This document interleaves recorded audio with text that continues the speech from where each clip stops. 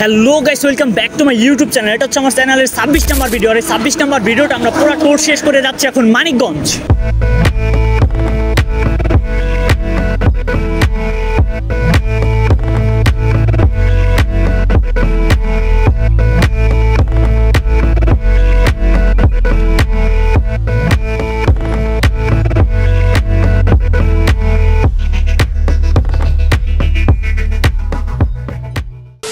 So guys, finally অনেক দিন পরে আবার চলে আসলাম তোমাদের মাঝে ব্লগ নিয়ে। আর আমি এই ব্লগটিতে তোমাদের দেখাতে চলেছি আমি হচ্ছে বর্ডার ট্যুর শেষ করে মানিকগঞ্জে ফেরার ভিডিওটা। তো তোমরা যদি বর্ডার ট্যুরের ভিডিওগুলো না দেখে থাকো তাহলে চ্যানেলে গিয়ে এক্ষুনি জলদি গিয়ে ভিডিওগুলো দেখে আসো। তো বর্ডার ট্যুরে আমরা কোথায় কোথায় গিয়েছি, নওগাঁর কোন কোন জায়গায় গিয়েছি, তারপরে হচ্ছে বগুড়ার কোন কোন জায়গায় ঘুরেছি, জয়পুরহাটের কোন কোন জায়গায় ঘুরেছি, সব পাবে হচ্ছে আমার চ্যানেলে। ভিডিওগুলো একের পর এক সিরিয়াল ওয়াইজ দেওয়া আছে। যদি ভিডিওগুলো আগে না দেখে থাকো তাহলে জলদি এখন চ্যানেলে ঢুকে যাও এবং ভিডিওগুলো ওয়াচ করো। আর যদি চ্যানেলে নতুন হয়ে থাকো তাহলে তো একটা জিনিস তোমাকে মাস্ট বি করতে হবে, সেটা হচ্ছে সাবস্ক্রাইব।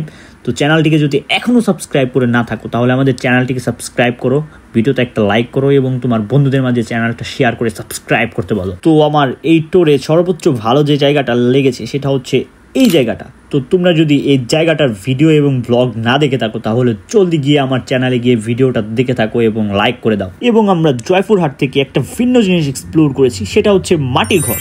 তো তুমি যদি এই ভিডিওটাও না দেখে থাকো, আমার চ্যানেলে সুন্দরভাবে দেওয়া আছে, তুমি এই ভিডিওটাও দেখে আসো। এবং সেখানে গিয়ে আমরা আরও একটা জিনিস দেখেছি, সেটা হচ্ছে খ্রিস্টানদের কবরস্থান। তো তুমি যদি এটাও না দেখে থাকো তাহলে আমাদের চ্যানেলে সুন্দর মতো ব্লগটা আপলোড করা আছে, তুমি সেটাও গিয়ে দেখে আসো এবং চ্যানেলটিকে সাবস্ক্রাইব করে দাও, ভিডিওটিতে লাইক করে দাও।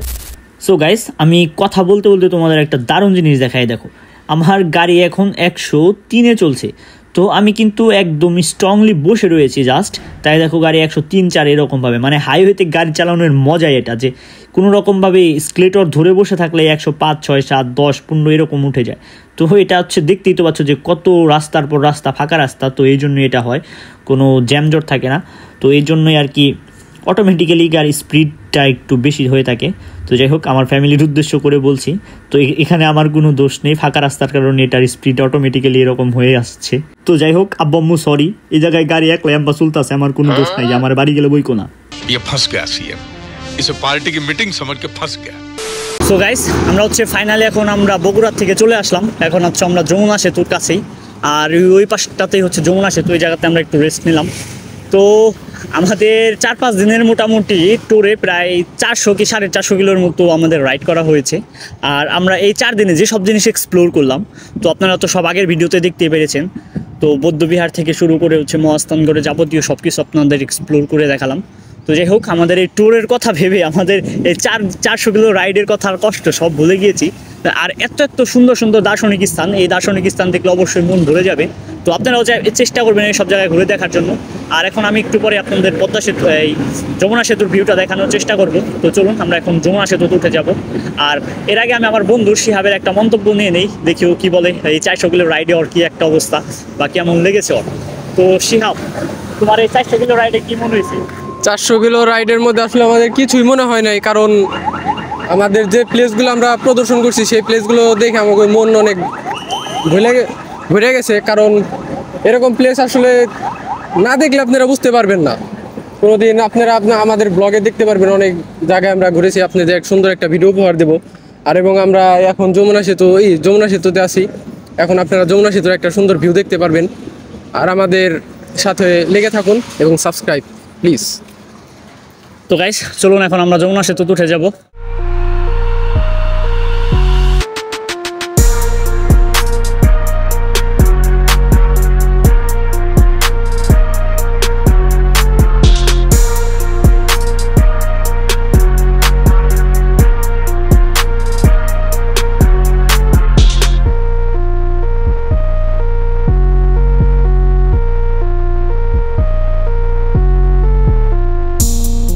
তো গাইস চলো, এখন আমি তোমাদের যমুনা সেতুর ভিউটা দেখানোর চেষ্টা করি।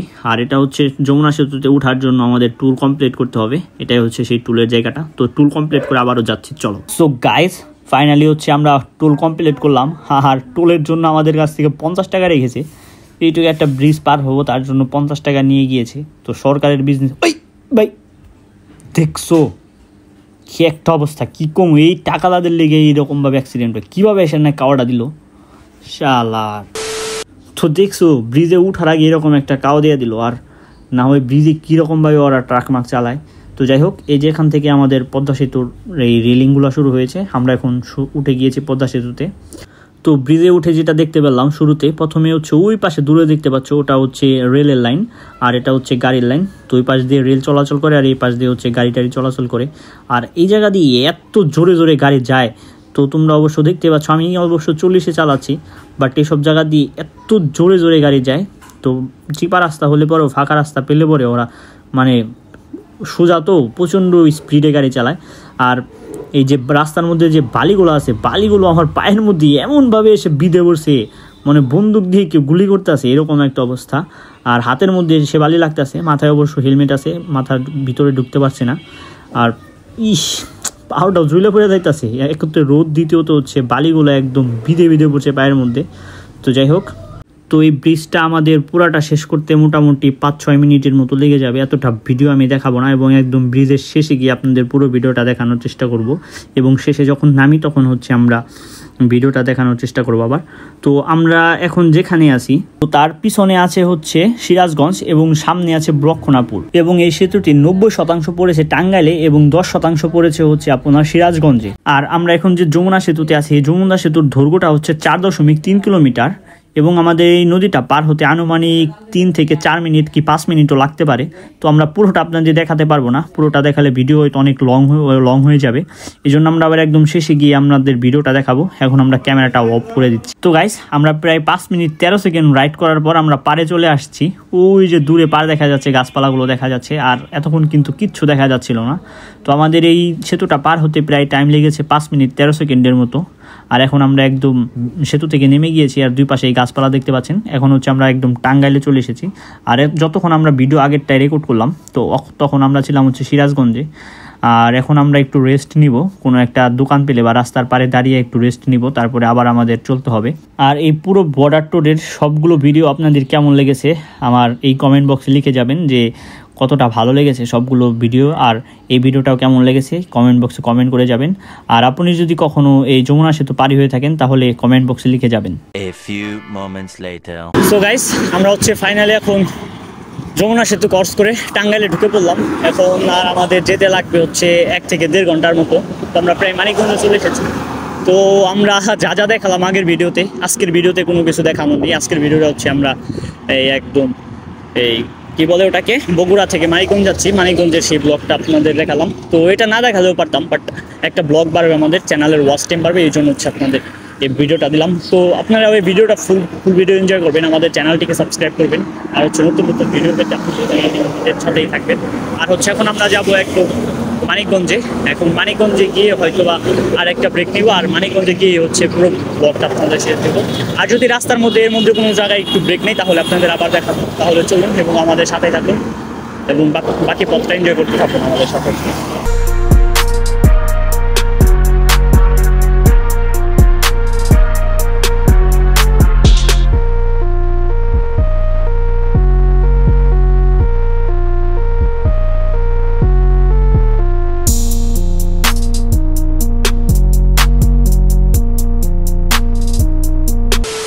সো গাইস, আমরা হচ্ছে এখন টাঙ্গাইলে আছি। এখন হচ্ছে টাঙ্গাইল থেকে বের হব, এবং টাঙ্গাইল থেকে বের হয়ে মানিকগঞ্জ গিয়ে ব্লগটা শেষ দিব। ব্লগটা শেষ দিয়ে একদম গো টু হোম।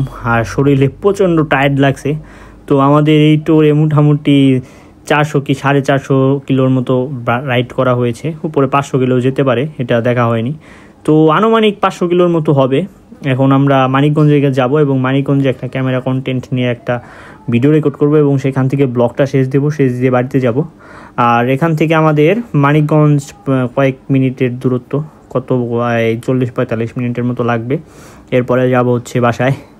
আর বাসার মানুষ অনেক টেনশন করছে, কয়েকদিন দূরে গিয়েছিলাম, ফোনের পর ফোন এইগুলোর জন্য আরও বাইরে থাকতে মন চায় না। তো যাই হোক, আপনাদের দেখানোর জন্য এত কষ্ট করছি আমরা।